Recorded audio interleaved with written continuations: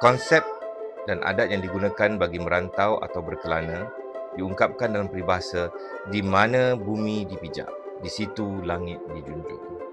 Peribahasa ini dibahagikan kepada dua komponen, iaitu pertama, di mana bumi dipijak, dan kedua, di situ langit dijunjung.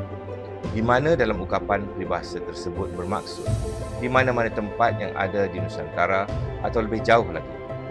Bumi pula menggambarkan hukum adat dan istiadat yang berlaku di sebuah kawasan yang patut dilazimi serta suatu realiti yang perlu didepati.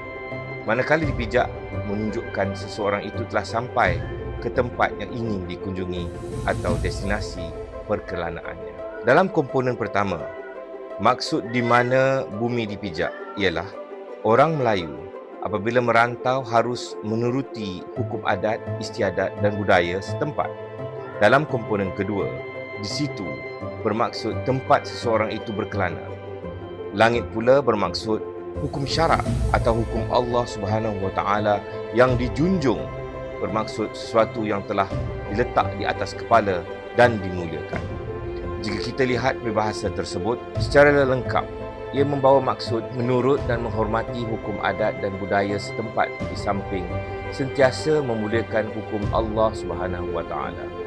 Peribahasa ini ialah satu lagi contoh kepandaian orang Melayu yang mencerminkan adat Melayu dengan cerminan atau bayangan hukum syarak